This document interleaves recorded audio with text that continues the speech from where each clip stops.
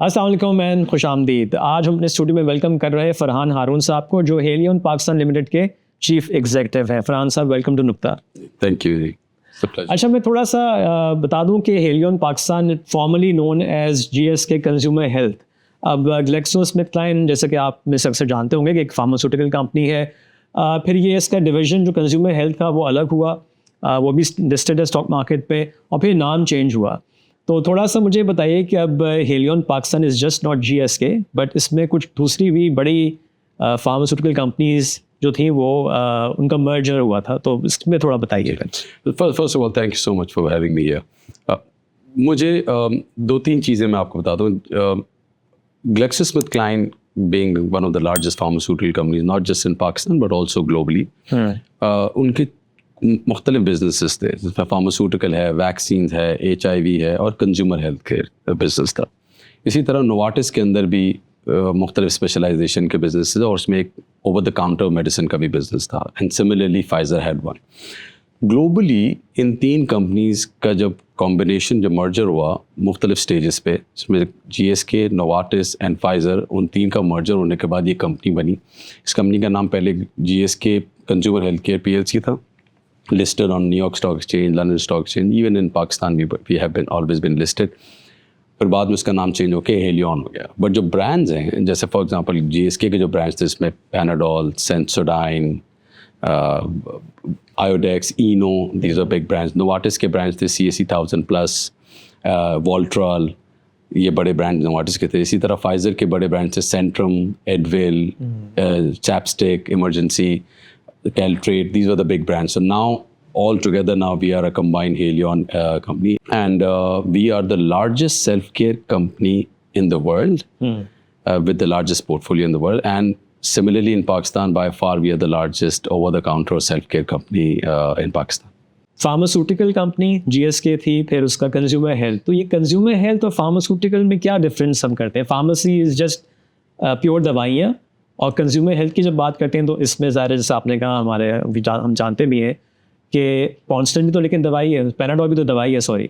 अलबत्ता Sensodyne is toothpaste. तो थोड़ा इसकी जो डिफ्रेंसिएशन है वो बताएं। जो दवाएं हैं वो इस हेल्थ केयर सिस्टम से नुस्खे पे या प्रिस्क्रिप्शन के बाद ली जाती है। जो for example if you need an antibiotic, और अगर अल्लाह ना करे किसी को ऑन्कोलॉजी या कैंसर, या वो सारी जो दवाएं हैं वो नुस्खे या प्रिस्क्रिप्शन के बाद हैं। सही। Self care is taking charge of your own health, taking care of your own health. Self care के अंदर है कि आज अगर आपको खाने में ठंडा गर्म महसूस हो रहा है, तो आप जो सेंसोडाइन से टूथब्रश करेंगे तो आपको वो सेंसिटिविटी। इसी तरह ब्लीडिंग गम्स हैं तो पैराडोंटिक्स। इसी तरह अगर ओवर द काउंटर मेडिसिन जो है, जिसमें पैनाडोल है या CAC है या ये सारी जो चीज़ें, ये आर द टूल्स और सेल्फ केयर मेडिकेशन जो आप अपने कंट्रोल में ले सके अपनी हेल्थ। आज अगर आपके सर में दर्द है तो you don't have to go to the doctor, and you, because there are targeted specialized solutions available in the market. Over the counter के लिए आपको नुस्खे की ज़रूरत नहीं है, और वो चीज़ें जहाँ पे आप खुद अपनी लाइफस्टाइल को मेजर कर सकें और अपने you take care of your own health. अब now your company is purely consumer health, right? It's not a pharmaceutical company.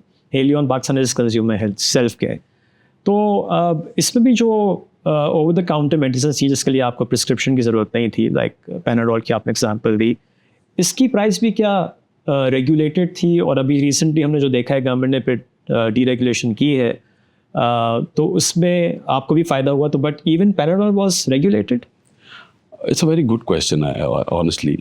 Panadol है ओवर द काउंटर बट है medicine from Pakistan legal system, या जो हमारा मिनिस्ट्री ऑफ हेल्थ का जो पूरा drug laws है। नाउ जो ये डीरेगुलेशन हुई है उसके अंदर एक मेजर डिफरेंस है। एक है फार्मास्यूटिकल, एक है न्यूट्रास्यूटिकल, जिसमें न्यूट्रिशन सप्लीमेंट्स आते हैं। न्यूट्रास्यूटिकल कभी भी प्राइस रेगुलेटेड नहीं थी, ठीक, जिसमें हर्बल मेडिसिन भी आती हैं, राइट। जो फार्मास्यूटिकल है, जो प्राइस रेगुलेटेड थी, उसके विद इन दो कैटेगराइजेशन थी, एसेंशियल मेडिसिन और नॉन एसेंशियल मेडिसिन।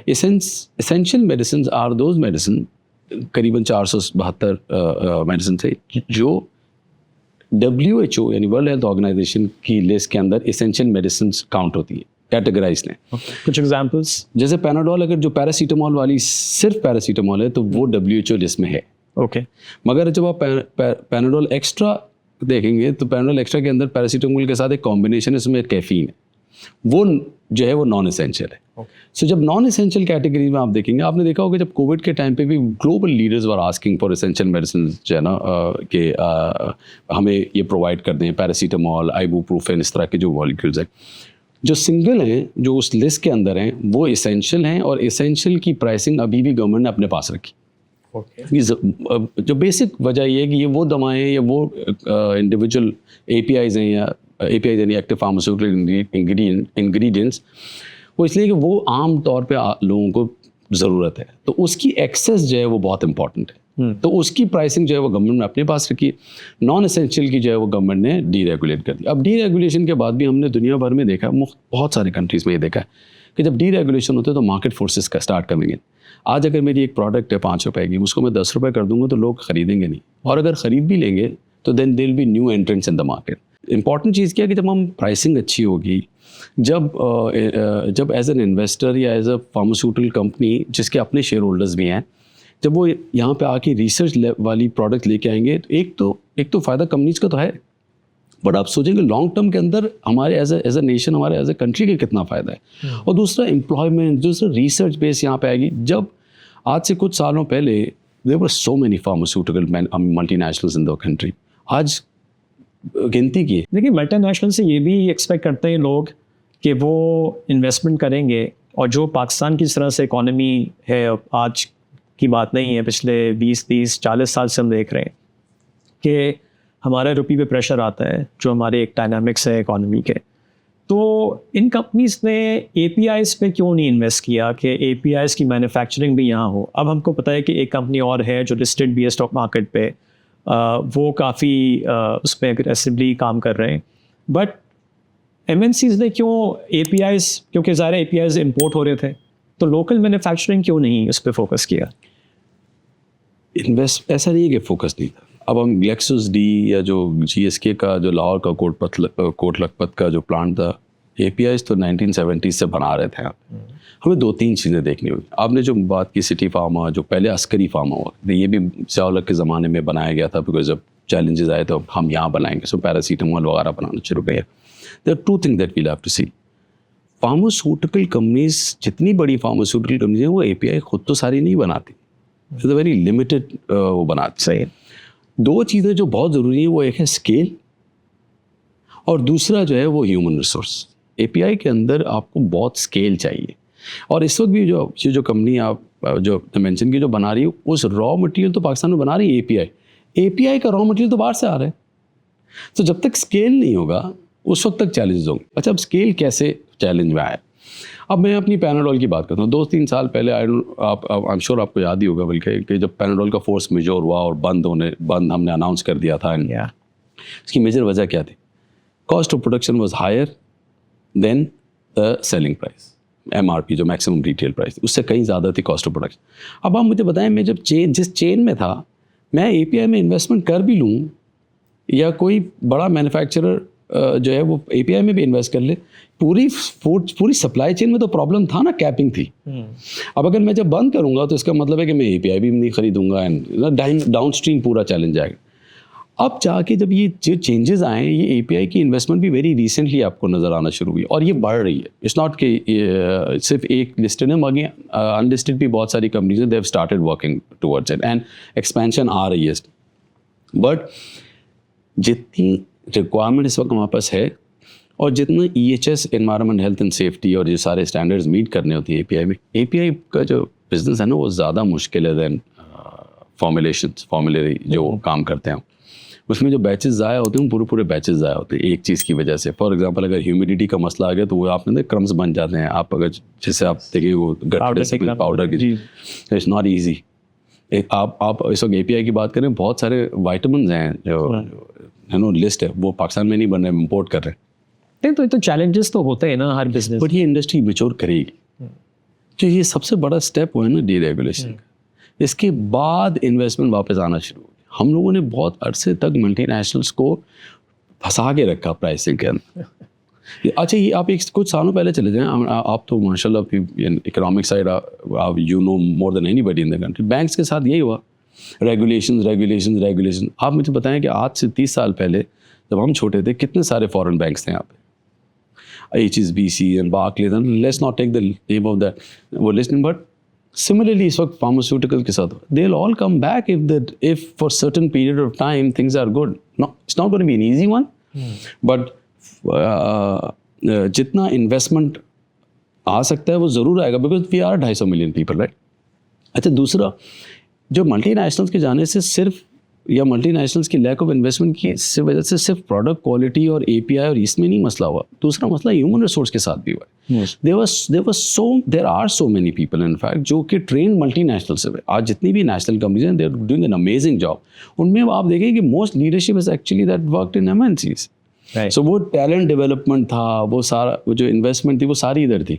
और 50s 60s के अंदर यहाँ पे all the major pharmaceutical producers were in the country with manufacturing. So API के अंदर भी इन्वेस्टमेंट आएगी।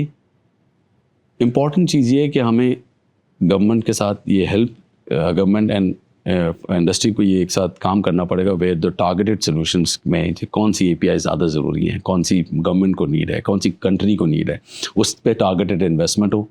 और एकेडेमिया को भी फिर हम इतना अपस्किल करेंगे जहाँ पे हमें ह्यूमन रिसोर्स चाहिए वो इमीडिएटली अवेलेबल। क्योंकि आप समझ रहे हैं ना कि मेरा सवाल इसलिए ये था कि APIs आर नेसेसरी, ठीक है, और वो इम्पोर्ट होते हैं। तो अभी तो चले हालात अच्छे हैं, करेंसी स्टेबल है, बट जैसे मैंने आपको कहा कि हमारे मुल्क की जो जिस तरह से इकॉनमी का साइकिल है, तो अगेन अगर रुपए पे प्रेशर आता है तो फिर आपकी APIs आप इम्पोर्ट करोगे, महंगे इम्पोर्ट करोगे, फिर प्राइसेस बढ़ जाएंगी। तो इसलिए ये पूरी जो एक जो विशेष साइकिल है ना, इट विल कंटिन्यू अनलेस कि हम APIs में भी इन्वेस्ट करें। इसलिए मैं ये सवाल API की इन्वेस्टमेंट से पीछे भी कुछ मैं API का जो रॉ मटेरियल है अब नाफ्ता क्रैकर से लेके आगे तक है। So there is a lot of downstream investment level पे जाना पड़ेगा, but work has started in API। There is a lot of work that recently I have seen जो नजर आने लगा, right. But I mean, my point was कि over the decades अगर ये करते तो आज बहुत बेहतर चीज़ें बेहतर होती। अच्छा, मूविंग ऑन, अब हेलियन के प्रोडक्ट्स पे आते हैं और सेंट्रम की मैं बात कर रहा हूँ। सेंट्रम आपने रिसेंटली लॉन्च की है, तो अब मज़ीद पाइपलाइन में क्या है? सेंट्रम के लिए मैं आपको एक बात बताऊँ, हमें तकरीबन 2-2.5 साल लगे। हमारे कुछ रेगुलेशन में चैलेंजेस थे। सेंट्रम जो है वो 1981 में वायथ के पास था, जब फाइज़र एज ए सेट की ये फाइज़र से है, उस वक्त ये एज ए दवा रजिस्टर हो गई थी।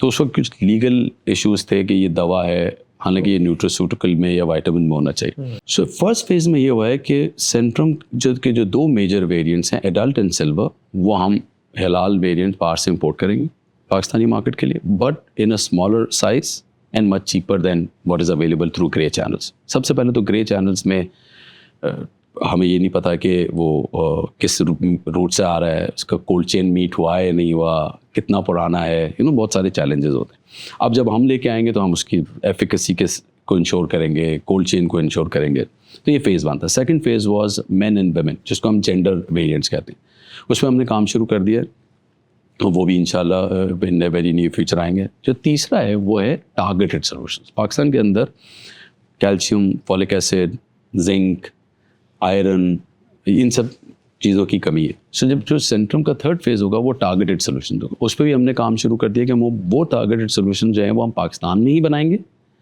और पाकिस्तानी मार्केट के लिए भी होंगे और एक्सपोर्ट के लिए भी होंगे। जो फोर्थ स्टेज ये था कि जब हम सेंट्रम मिल जाए तो हम पाकिस्तान में इतनी अपनी कैपेसिटी पे काम करेंगे, सेंट्रम यहाँ से एक्सपोर्ट करें। सो हमारा पहला एक्सपोर्ट हो गया to Kenya, which is Centrum immunity and Centrum mobility. ये 2 वेरिएंट्स है जो हमने केन्या भेज दिए। अभी पायलट हुआ है। एक्सपोर्ट जो है ना फार्मास्यूटिकल या वाइटामिन के अंदर इट्स अ लॉन्ग जर्नी। बहुत फास्ट ट्रैक भी हो तो 1.5 साल लगता है कि पाकिस्तानी पहले हेल्थ मिनिस्ट्रीज़ को अप्रूव करे, फिर जो इम्पोर्टिंग कंट्री है उसकी हेल्थ मिनिस्ट्री अप्रूव करे, वो अप्रूवल सारे हो जाएँ, उसके बाद जो है वो एक्सपोर्ट होना शुरू होता है। और वो सिर्फ कंपनी होती है, फिर फैक्ट्री होती है, रजिस्टर, फिर नाम, वहाँ there is a long process. तो अल्हम्दुलिल्लाह इन टर्म्स ऑफ सेंट्रम हम फेज जो फर्स्ट स्टेप और फोर्थ स्टेप कंप्लीट कर चुके हैं, जो स्टेजेस थे। सेकंड एंड थर्ड जिसमें जेंडर एंड जो टारगेटेड सोल्यूशन पर ऑलरेडी हम बहुत एग्रेसिवली काम करें। और दूसरा जो एक और इम्पॉर्टेंट चीज़ है जो प्राइसिंग के हिसाब से, जो आपके पहला सवाल था वही सेंट्रम में पूछा, तो लेट मी ऐड समथिंग। बहुत सारे कंट्रीज़ के जो रूल्स हैं उसमें यह है कि जो होम कंट्री है और जो होस्ट कंट्री है उसकी प्राइसिंग चेंज नहीं हो सकती। यानी अगर मैं पाकिस्तान में कोई चीज़ 5 रुपये की रेगुलेटेड है, गवर्नमेंट ने 5 रुपये की कही है बेची, मैं 6 रुपये की नहीं बेच सकता ओके होस्ट कंट्री। मगर अगर डीरेगुलेटेड है यानी प्राइस कंट्रोल नहीं है, तो मैं पाकिस्तान में 5 की बेचूँ, 4 की बेचूँ, 6 की बेचूँ, मैं बाहर 7 की बेच सकता हूँ। क्योंकि सर उसकी लॉजिस्टिक कॉस्ट भी होती है, तो वो ज़्यादा महंगी पड़ती। मगर क्योंकि वो डीरेगुलेटेड हुआ, ये कि बहुत सारी product like Centrum and all, वो एक्सपोर्ट करने के लिए भी अगर ये प्राइस कंट्रोल हो, तो मैं बाहर, क्योंकि मेरी इतनी सारी लॉजिस्टिक्स कॉस्ट है वहाँ ले जाने की, तो वो मैं बेच नहीं सकता था। तो जो ये with this change, with this Centrum coming in, ये इस तरह के और भी बहुत सारे अच्छे सोल्यूशन यहाँ पे आना शुरू हो जाएंगे, जब वो इन द मनी होंगे और वो एक्सपोर्टेबल होंगे, बिकॉज प्राइस रेगुलेटेड नहीं है। अब मेरी चॉइस है कि मैं यहाँ कितने में बेचूँ और बाहर कितने में बेचूँ। क्या ये वीडियो आपको अच्छी लगी? अभी सब्सक्राइब करें और बेल आइकन पे क्लिक करें। तो now going forward health care side पे आप चलिए, सेंट्रम तो आ गई है और इसके जो आपने कहा कि दूसरे जो वर्जन है वो भी आ जाएंगे।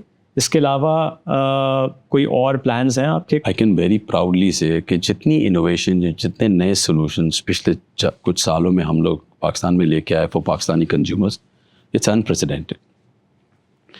पैनाडोल ब्लू और पैनाडोल रेड, यानी Panadol regular and Panadol extra were the only two that Pakistani consumers had seen. 1976 में पैनाडोल रेगुलर पाकिस्तान में लॉन्च हुई थी और 1991 में पैनाडोल एक्स्ट्रा लॉन्च हुई थी, सर दर्द वाली। In the last 3 years we have Panadol extreme, जो कि जोड़ों के लिए और 8 hours रिलीफ है। पैनाडोल नाइट, जो कि दर्द के बगैर नींद के लिए है। Panadol ultra, which is for different, जहाँ सूजन और बुखार सब है।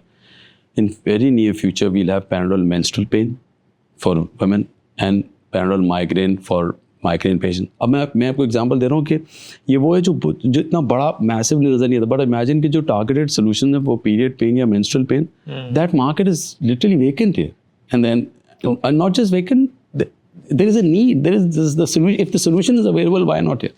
But पहले क्या मैं पैनाडोल मेंस्ट्रुअल पेन ला सकता था? That was regulated, right? और हमारी कॉस्ट वाज मच हायर। इसी तरह माइग्रेन। अच्छा, ये पैनाडोल की बात की मैंने, ये नेक्स्ट कब तक ये लॉन्च करने का प्लान है? Our intention is to launch it in a years time. अभी हमने एजीएम में और जो ब्रीफिंग होती है हमारे शेयरहोल्डर्स का, उनको हमने उनके साथ भी ये शेयर किया है। इसके अलावा बहुत सारे ऐसे सोल्यूशन हैं, जैसे अब सेंट्रम की मैंने एग्जाम्पल दी। Centrum has huge range and there is a need here. Then CSE के अंदर वी आर वर्किंग टूवर्ड्स जो children range, we are working towards elderly range. इसी तरह आप सेंसोडाइन के अंदर, अच्छा हम लोग के ग्लोबली 4 बड़े टूथपेस्ट हैं, सेंसोडाइन, पैराडोंटिक्स, मक्लीन्स एंड एक्वाफ्रेश। पाकिस्तान के अंदर सेंसोडाइन और पैराडोंटिक्स के अंदर बहुत रिसर्च बेस्ड चीज़ें यहाँ पे लेके आ रहे हैं। अब रिपेयर एंड प्रोटेक्ट, जो कि पहले आपको याद होगा 2 साल पहले, जब 1.5 साल पहले जब इम्पोर्ट के चैलेंजेस थे, डॉलर नहीं था, उस वक्त हमने एज ए कंपनी डिसाइड किया कि जो चीज़ हम बाहर से मंगवा रहे हैं, अब हम बाहर से नहीं मंगवाएंगे, हम पाकिस्तान में बनाएंगे। Okay. Toothbrushes, you should we are very proud and as a Pakistani you should also be proud कि इस महीने हमने पहला टूथब्रश पाकिस्तान में जो best quality soft bristles smaller head Pakistan में बना ली, सेंसोडाइन का। सेंसोडाइन अब पाकिस्तान में पाकिस्तानी बना हुआ विद इंटरनेशनल क्वालिटी स्टैंडर्ड्स हम यहाँ पे बनाएंगे। Repair and protect. How would consumer differentiate जब वो जाएगा मार्केट में कि जी ये लोकली बना हुआ है और ये प्राइसिंग में फ़र्क होगा? Pricing it will be relatively lower priced than imported. एक तो प्रॉफिटेबिलिटी इम्प्रूव, बाहर की जगह हम फॉरेन एक्सचेंज पे डिपेंडेंट नहीं होंगे, अवेलेबिलिटी इम्प्रूव होगी। दूसरा एक चीज़ बड़ी इंपॉर्टेंट है, चाहे वो मल्टीनेशनल कंपनी हो या जो गुड नेशनल कंपनीज है, क्वालिटी स्टैंडर्ड में रत्ती बराबर भी फ़र्क नहीं होता। ओके। ज़ीरो टॉलरेंस है इन टर्म्स ऑफ क्वालिटी। अगर यहाँ बन रहा है तो उसी स्टैंडर्ड पे बनेगा, चाहे वो इटली में बन रहा हो या यूएस में बन रहा हो।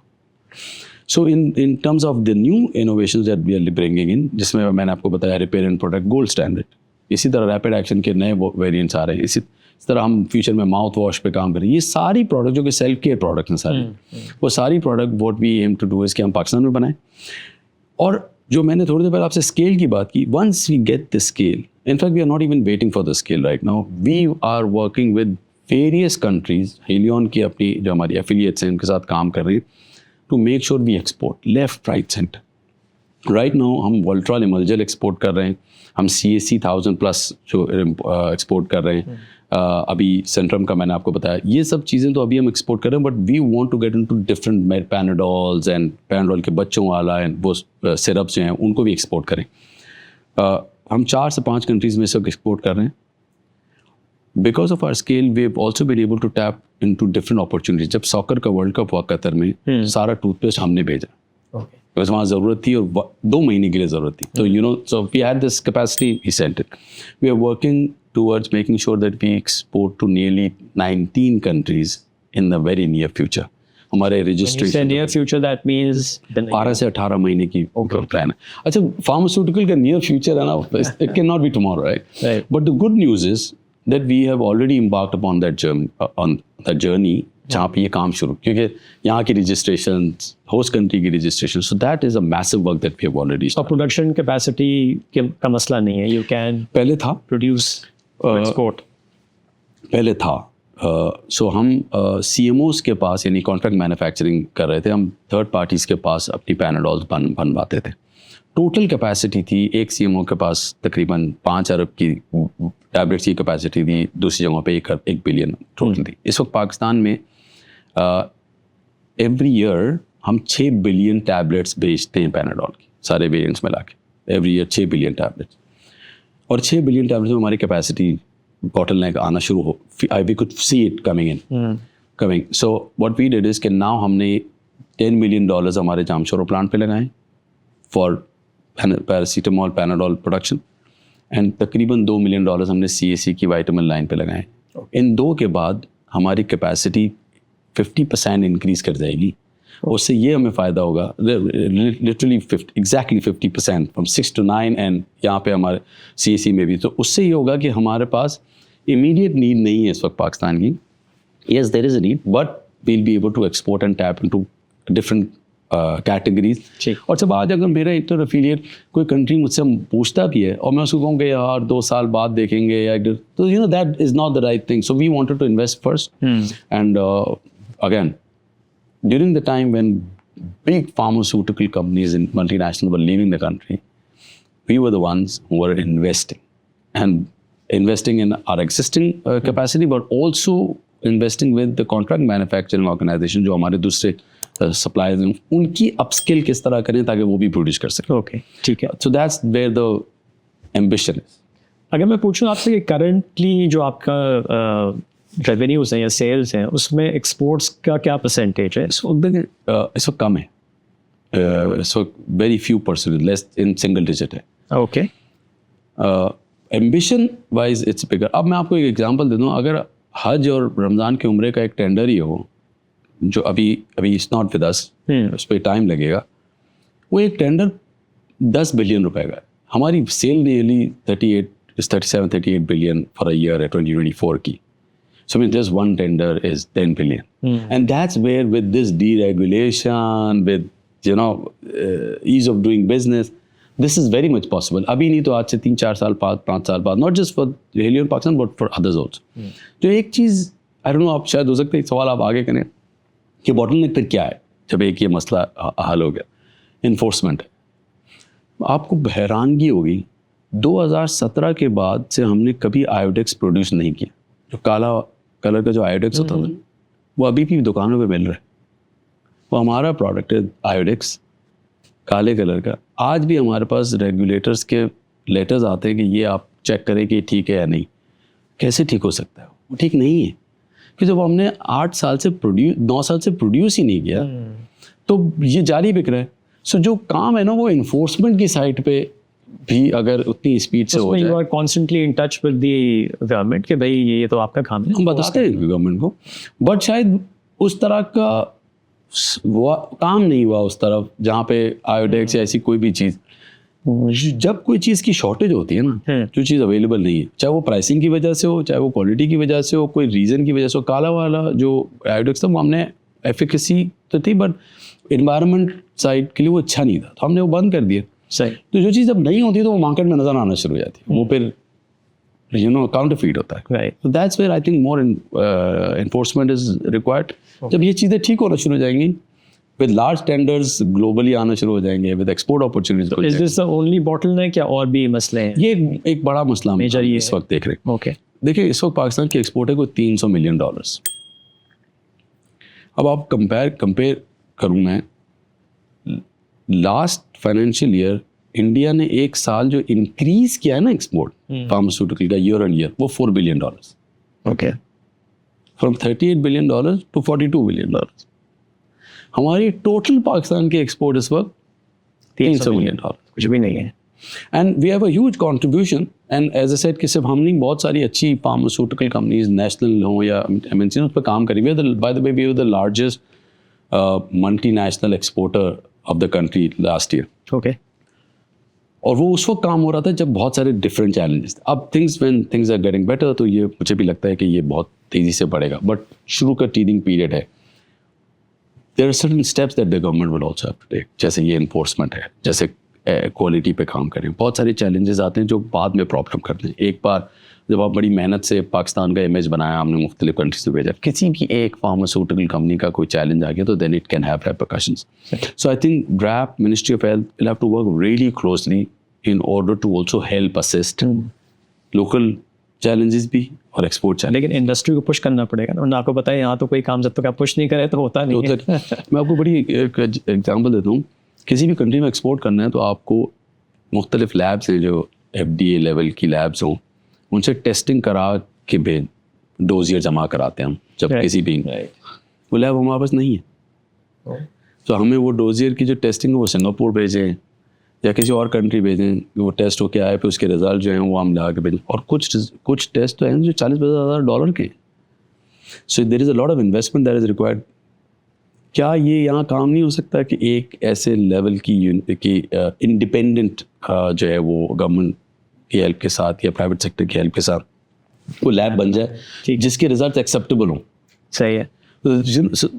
ये छोटी सी एक एग्जांपल मैंने। सो इस तरह के और सारे भी बॉटलनेक हैं जो I think with the government and pharmaceutical industry बैठ के ये सॉल्व हो सकते हैं बहुत आसानी से। अच्छा, आपने कहा कि अभी आपका जो एक्सपोर्ट्स हैं टोटल सेल्स में इट्स सिंगल डिजिट में है, बट जैसा कि आपने अभी कहा you want to export more और आप इस पर अग्रेसिवली जाना चाहते हैं, तो इन द नेक्स्ट 5 years आपने प्रोजेक्शन किया है कि जी आपकी जो एक्सपोर्ट्स होंगी वो टोटल सेल्स का लेट्स से 15, 20, 25% हो जाएगा? कोई नंबर्स अगर आप शेयर कर सकते। देखिए we are a listed entity, so you know there are lot of things that क्योंकि प्राइस सेंसिटिव भी इंफॉर्मेशन होती है तो हम शेयर नहीं करते। But what I can tell you, this export that we are seeing right now, we exported to 4 countries, we go to 19. That can tell you the type of volume that we'll be able to get. And once we are able to enter into a country with one product, वो 1 से 2 से 3 बहुत easily हो सकते हैं। अभी तक उस तरह का काम हुआ नहीं था। So I'm very hopeful कि it would be a very pleasant number to see. ठीक है, चले फरहान साहब, thank you so much for joining us. Always welcome. Thank It you. was a pleasure.